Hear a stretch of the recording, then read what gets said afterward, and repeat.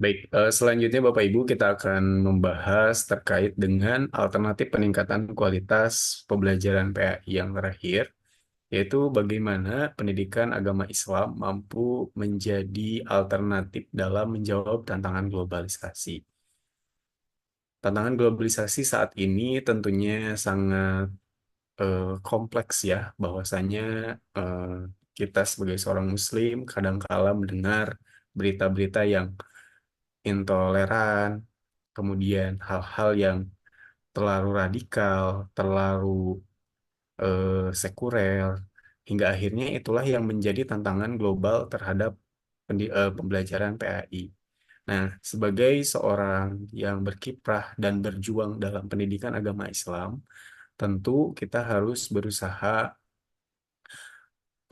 melakukan eh, langkah-langkah yang konkret, langkah-langkah yang baik sehingga akhirnya pendidikan agama Islam bisa menjadi solusi terbaik dalam menghadapi tantangan global, menjawab tantangan global. Di antaranya adalah peningkatan pemahaman eh, pendidikan agama Islam yang lebih moderat dan toleran. Nah, ini adalah salah satu yang digaungkan oleh Kementerian Agama, khususnya yang dimana eh, menyangkal perilaku-perilaku yang radikal. Salah satunya adalah dengan moderasi beragama. Nilai-nilai dalam moderasi beragama yang diangkat adalah bagaimana bahwasanya sebagai seorang Muslim, khususnya peserta didik harus mampu saling toleransi antara umat beragama, khususnya di Indonesia. Terus kemudian siswa juga harus diajarkan untuk hidup harmonis, rukun, terus menerima perbedaan. Terus masyarakat Indonesia yang majemuk ini harus bisa dikategorikan oleh kita sebagai perbedaan dan rahmat dari Allah gitu. Nah, kemudian selanjutnya bukan hanya di sekolah gitu. Kembali lagi bahwasannya pendidikan paling penting itu adalah di keluarga dan masyarakat. Ini harus bisa menciptakan akhlak mulia. Bagaimana masyarakat juga memiliki peran untuk sama-sama mendidik anak-anak bangsa gitu ya.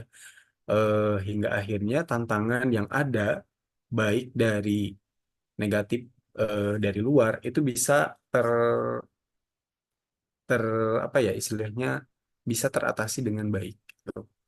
Nah, hal itulah yang bisa menjadi jawaban dari problem-problem yang ada hingga akhirnya sesuai dengan yang kita harapkan pendidikan ini, khususnya pendidikan agama Islam, menghasilkan siswa yang beriman, berakhlak mulia, dan tentunya terhindar dari segala macam godaan-godaan yang ada, yang tentunya menjauhkan siswa dari perannya sebagai seorang siswa gitu. Mungkin tambahannya adalah bagaimana kita sebagai seorang pendidik gitu ya, seorang pendidik mampu eh, memanfaatkan kemajuan teknologi dan media digital yang ada untuk menjadi sumber referensi yang positif gitu, bukan hanya sebatas eh, senang-senangan semata gitu. Boleh kita menggunakan aplikasi-aplikasi yang eh, mendukung terhadap minat anak. Contohnya mungkin anak sekarang tuh lebih senang buka TikTok, buka Instagram. Nah, di sana kita bisa menyelipkan hal-hal yang positif-positif. Contoh, menggunakan media TikTok sebagai sumber pembelajaran. Meskipun kadang anak itu lebih senangnya ya joget-joget gitu.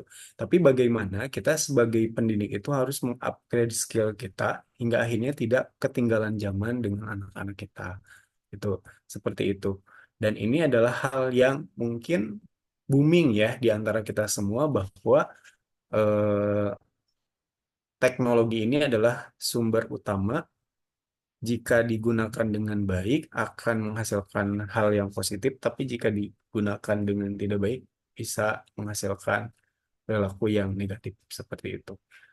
Dan bisa disimpulkan, Bapak Ibu semuanya, kita berada pada pembahasan terakhir, di slide terakhir juga, bahwa kesimpulan, boleh di next, Mas Faisal, bahwa kesimpulannya adalah dalam pembelajaran PAI kita menghadapi berbagai macam masalah dan tantangan gitu ya.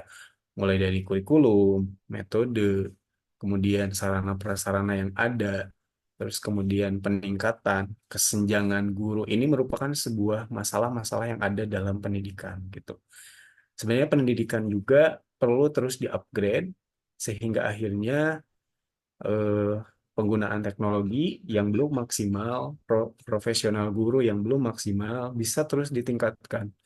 Dan pendekatan dan pengembangan yang holistik dan inovatif diperlukan dalam proses pembelajaran PAI. Jadi intinya semua lapisan memiliki peranan yang penting, baik pemerintah, kemudian kita sebagai stakeholder yang menjalankan pendidikan, penting harus saling kolaborasi dalam menghasilkan pendidikan yang bermutu gitu. Pemerintah, eh, satuan pendidikan, kemudian termasuk orang tua di rumah itu harus memiliki kesatuan yang sama hingga akhirnya tercerminlah hasil dari pendidikan pembelajaran PAI ini adalah bukan masalah lagi, tapi hasil yang bisa menjadikan solusi karena pendidikan agama Islam ini bisa dijadikan sebagai salah satu alternatif masalah kenakalan remaja saat ini gitu ya, kenakalan anak-anak saat ini gitu. Karena dengan nilai-nilai agama yang luhur, keimanan yang kuat, ini bisa menjadi salah satu alternatif eh, bahwasannya pembelajaran pendidikan agama Islam solusi atau solutif dalam perkembangan zaman saat ini.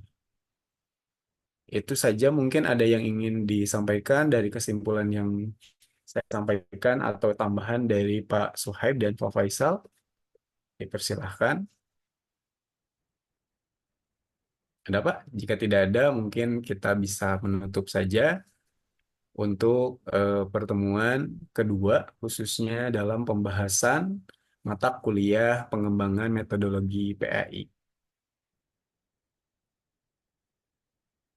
Cukup? Ya, cukup Pak. Kita Baik, tutup aja. ya. Terima kasih Bapak Ibu semuanya. Mohon maaf atas segala kekurangan yang ada. Mudah-mudahan kita akan terus belajar dan mengupgrade diri, tidak hanya saat ini, tapi bisa sampai maut menyebut kita untuk sama-sama bertanggung jawab terhadap pendidikan terbaik di Indonesia. Itu saja yang mungkin bisa kami sampaikan. Kami dari kelompok 2 mengucapkan terima kasih banyak, khususnya kepada Ibu dosen dan rekan-rekan semua. Wallahul muwaffiq ila aqwamit thoriq. Wassalamualaikum warahmatullahi wabarakatuh. Waalaikumsalam warahmatullahi wabarakatuh.